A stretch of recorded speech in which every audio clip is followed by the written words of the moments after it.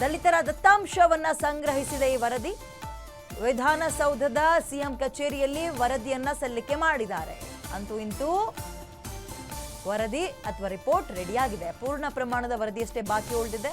ಮಧ್ಯಂತರ ವರದಿಯನ್ನು ಆಧರಿಸಿ ಫೈನಲ್ ರಿಪೋರ್ಟ್ ಅನ್ನ ರಿಸೀವ್ ಮಾಡ್ಕೊಳ್ತಾರೆ. ಅದಾದ ನಂತರ ಈ ಒಳ ಮೀಸಲಾತಿ ಇಲ್ಲಿ ತನಕ ಸಮುದಾಯಕ್ಕೆ ಸಂಬಂಧಪಟ್ಟಂತಹ ದಲಿತ ಸಮುದಾಯಕ್ಕೆ ಸಂಬಂಧಪಟ್ಟ ನಾಯಕರುಗಳು ಒಂದಾದ ಮೇಲೆ ಒಂದು ಡಿನ್ನರ್ ಮೀಟಿಂಗ್ ಅನ್ನ ಮಾಡ್ತಾನೆ ಇದ್ರು. ಈ ಬೆನ್ನಲ್ಲೇ ಇದೀಗ ಸಿದ್ದರಾಮಯ್ಯ ಅವರಿಗೆ ಆ ಒಂದು ರಿಪೋರ್ಟ್ ತಲುಪಿದೆ. ಈಗ ಒಂದು ಮಧ್ಯಂತರ ವರದಿ, ಒಂದು ಫೈನಲ್ ಟಚ್ ಅನ್ನ ಕೊಟ್ಟು ಈಗ ರಿಪೋರ್ಟ್ ಅನ್ನ ಕೊಡ್ತಾರಂತೆ. ಸೊ ರಾಜ್ಯ ಸರ್ಕಾರಕ್ಕೆ ಇದೀಗ ಮಧ್ಯಂತರ ವರದಿ ಸಲ್ಲಿಕೆ ಆಗಿದೆ ಒಳ ಮೀಸಲಾತಿಗೆ ಸಂಬಂಧಪಟ್ಟಂತೆ.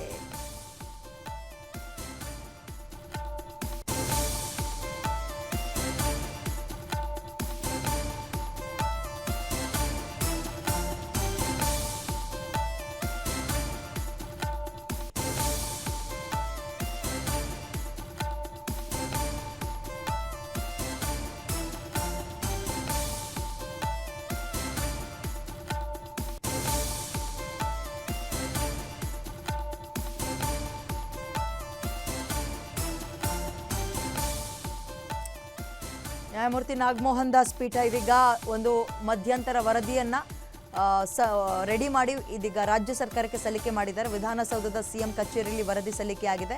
ಇನ್ನು ಒಂದು ಫೈನಲ್ ಟಚ್ ಆಗಿ ಪೂರ್ಣ ಪ್ರಮಾಣದ ವರದಿಯಷ್ಟೇ ಬಾಕಿ ಉಳಿಸಿಕೊಂಡಿದ್ದಾರೆ. ಮಧ್ಯಂತರ ವರದಿ ಆಧರಿಸಿ ಫೈನಲ್ ರಿಪೋರ್ಟ್. ಇಲ್ಲಿ ತನಕ ಹಲವು ವರ್ಷಗಳಿಂದ ಇದ್ರ ಬಗ್ಗೆ ಚರ್ಚೆ ಆಗ್ತಿತ್ತು. ಫೈನಲಿ ಸಿದ್ದರಾಮಯ್ಯ ಅವರ ಸರ್ಕಾರದಲ್ಲಿ ಈ ಒಳ ಮೀಸಲಾತಿಗೆ ಕೊನೆಗೂ ಕೂಡ ಒಂದು ಇತಿಶ್ರೀ ಹಾಡ್ತಾರಾ, ಯಾರ್ಯಾರಿಗೆ ಏನೇನು ಸರಿಯಾಗಿ ಸಿಗಬೇಕು, ಇಷ್ಟಿಷ್ಟು ಪರ್ಸೆಂಟೇಜ್ ಅದೆಲ್ಲವೂ ಕೂಡ ಒದಗಿಸ್ತಾರ, ಕಾದು ನೋಡಬೇಕು. ಈ ರಿಪೋರ್ಟ್ಗೋಸ್ಕರವೇ ಕಾಯ್ತಾ ಇದ್ರು. ಅದಕ್ಕೋಸ್ಕರವೇ ದಲಿತ ಸಮುದಾಯದ ನಾಯಕರುಗಳು ಹಗಲು ರಾತ್ರಿ ಅಂದೇ ಹಲವು ಸಲ ಮೀಟಿಂಗ್ಗಳನ್ನು ಮಾಡಿ, ಒಂದು ಡಿನ್ನರ್ ಮೀಟಿಂಗ್ ಅಂತ ಮಾಡಿ ಸಿದ್ದರಾಮಯ್ಯ ಅವರಿಗೆ ಒತ್ತಡ ತರುವಂತಹ ಕೆಲಸಕ್ಕೂ ಕೂಡ ಮುಂದಾಗಿದ್ರು. ಯಾಕಂದರೆ ಈಗ ಮುಂಬರುವಂತಹ ಎಲೆಕ್ಷನ್ಸ್ಗಳು, ಚಿಕ್ಕ ಪುಟ್ಟ ಎಲೆಕ್ಷನ್ಗಳೆಲ್ಲವೂ ಕೂಡ ಇದೆ. ನಾವು ಬರೀ ಯಾವ ಮುಖ ಇಟ್ಕೊಂಡು ನಮ್ಮ ಸಮುದಾಯದ ಬಳಿ ಓಟ್ ಕೇಳಕ್ಕೆ ಹೋಗೋಣ,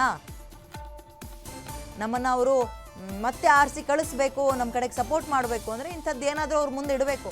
ದಯವಿಟ್ಟು ಒಳ ಮೀಸಲಾತಿ ಬಗ್ಗೆ ಗಮನ ಕೊಡಿ ಅಂತ ಸಿದ್ದರಾಮಯ್ಯ ಅವರಿಗೆ ಆಗಾಗ ಫೋರ್ಸ್ ಅಥವಾ ಒತ್ತಡ ತರುವಂತಹ ಕೆಲಸವನ್ನು ಈ ಸಮುದಾಯದ ಲೀಡರ್ಸ್ಗಳು ಮಾಡ್ತಾ ಇದ್ರು. ಆ ಬೆನ್ನಲ್ಲೇ ಇತ್ತೀಚೆಗೆ 4 ರಿಂದ 5 ಬಾರಿ ಡಿನ್ನರ್ ಮೀಟಿಂಗನ್ನು ಕೂಡ ಆಯೋಜನೆ ಮಾಡಿದರು. ನಯನಾ ಮೋಟಮ್ಮ ಸೇರಿದಂತೆ ಇನ್ನೂ ಹಲವು ನಾಯಕರುಗಳು, ಪರಮೇಶ್ವರ್ ಅವರು ಮತ್ತು ಸತೀಶ್ ಜಾರಕಿಹೊಳಿ ಅವರು ಕೂಡ ಅದರಲ್ಲಿ ಭಾಗಿಯಾಗಿದ್ದರು. ಇದರ ಜೊತೆಗೆ ಮಧ್ಯಂತರ ವರದಿ ಆಧರಿಸಿ ಫೈನಲ್ ರಿಪೋರ್ಟ್ನ ರಾಜ್ಯ ಸರ್ಕಾರಕ್ಕೆ ಸಲ್ಲಿಸಿದ್ದಾರೆ. ಹಾಗಾದರೆ ಅತಿ ಶೀಘ್ರದಲ್ಲೇ ಎಲ್ಲವೂ ಕೂಡ ಸರಿ ಆಗುತ್ತಾ ಅಂದರೆ ಈ ಒಳ ಮೀಸಲಾತಿಗೆ ಸಂಬಂಧಪಟ್ಟಂತೆ ಒಂದು ಸಿಹಿ ಸುದ್ದಿಯನ್ನು ಆ ಸಮುದಾಯದ ಜನಕ್ಕೆ ಕೊಡುವ ನಿರೀಕ್ಷೆಯಲ್ಲಿ ರಾಜ್ಯ ಸರ್ಕಾರ ಇದೆ. ಕೊನೆಗೂ ಕೂಡ ಮಧ್ಯಂತರ ವರದಿಯನ್ನು ನ್ಯಾಯಮೂರ್ತಿ ನಾಗಮೋಹನ್ ದಾಸ್ ಪೀಠ ಸಲ್ಲಿಸಿದೆ.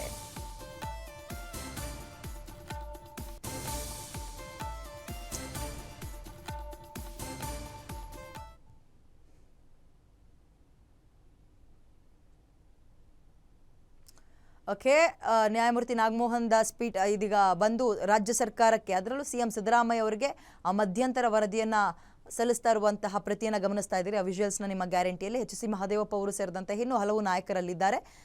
ಸಿದ್ದರಾಮಯ್ಯ ಅವ್ರಿಗೂ ಕೂಡ ಇದರ ಬಗ್ಗೆ ಸ್ವಲ್ಪ ಹೆಚ್ಚಿನ ಹಿತಾಸಕ್ತಿಯೇ ಇದೆ, ಇಲ್ಲ ಅಂತಲ್ಲ, ಹೆಚ್ಚಿನ ಹಿತಾಸಕ್ತಿಯೇ ಇದೆ. ಮತ್ತು ಅದಕ್ಕೋಸ್ಕರವೇ ಒಂದು ಪೀಠವನ್ನು ರಚನೆ ಮಾಡಿ ಹಲವು ವರ್ಷಗಳಿಂದ ಇದು ನೆನೆಗುದಿಗೆ ಬಿದ್ದಿತ್ತು, ಆಗ ಮಾಡ್ತಾರೆ ಈಗ ಮಾಡ್ತಾರೆ ಅಂತ.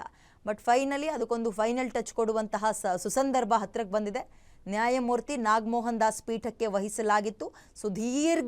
ಸುದೀರ್ಘ ಈಗ ಸಮುದಾಯದ ದತ್ತಾಂಶಗಳನ್ನು, ಜನಸಂಖ್ಯೆಯನ್ನು, ಅದರಲ್ಲಿರುವಂತಹ ಒಳಪಂಗಡಗಳನ್ನೆಲ್ಲವನ್ನು ಅರಿತು ಕೊನೆಗೂ ಕೂಡ ಒಂದು ಮಧ್ಯಂತರ ರಿಪೋರ್ಟನ್ನು ರೆಡಿ ಮಾಡ್ಕೊಂಡು ಬಂದು ಸಿದ್ದರಾಮಯ್ಯ ಅವರ ಕೈಗೆ ಅಥವಾ ರಾಜ್ಯ ಸರ್ಕಾರದ ಕೈಗೆ ಒಪ್ಪಿಸುವಂತಹ ಕೆಲಸವನ್ನು ನ್ಯಾಯಮೂರ್ತಿ ಆ ಪೀಠ ಮಾಡಿದೆ. ಇದೀಗ ನಾಗಮೋಹನ್ ದಾಸ್ ಪೀಠ ಮಾಡಿದೆ. ಇದೀಗ ಇನ್ನು ಮುಂದಕ್ಕೆ ಇನ್ನೊಂದು ಫೈನಲ್ ಟಚ್ಚನ್ನು ಕೊಟ್ಟು ಅದನ್ನು ಒದಗಿಸ್ತಾರೆ ರಾಜ್ಯ ಸರ್ಕಾರಕ್ಕೆ. ಆ ನಂತರ ಯಾವಾಗಿಂದ ಅದು ಜಾರಿಗೆ ಬರುತ್ತೆ ಮತ್ತು ಅದರ ಬಗ್ಗೆ ಇರುವಂತಹ ಕೆಲವೊಂದು ಗೊಂದಲಗಳಿಗೆ ಕ್ಲಾರಿಫಿಕೇಶನ್ ಕೊಡಬೇಕು. ಯಾರ್ಯಾರು ಇದಕ್ಕೆ ಒಳಪಡ್ತಾರೆ, ಒಳ ಮೀಸಲಾತಿ ಯಾರಿಗೆ, ಈಗಿರುವಂತಹ ರಿಸರ್ವೇಷನಲ್ಲಿ ಮತ್ತಷ್ಟು ರಿಸರ್ವೇಷನ್ ಇದು ಸೇರಿಕೊಳ್ಳುತ್ತೆ. ಒಳ ಮೀಸಲಾತಿ ಯಾರಿಗೆಲ್ಲ ಸಿಗುತ್ತೆ ಅನ್ನುವಂಥದ್ದು ಗೊತ್ತಾಗುತ್ತೆ ಅತಿ ಶೀಘ್ರದಲ್ಲೇ. ಇದೊಂದು ಆಗ್ತಾ ಇದ್ದಂತೆ ಕಾಂಗ್ರೆಸ್ ಸರ್ಕಾರಕ್ಕೆ ಇದು ಮತ್ತಷ್ಟು ಬಲವನ್ನು ತುಂಬುತ್ತೆ, ನೋ ಡೌಟ್. ಅದರಲ್ಲಿ ಒಳ ಮೀಸಲಾತಿ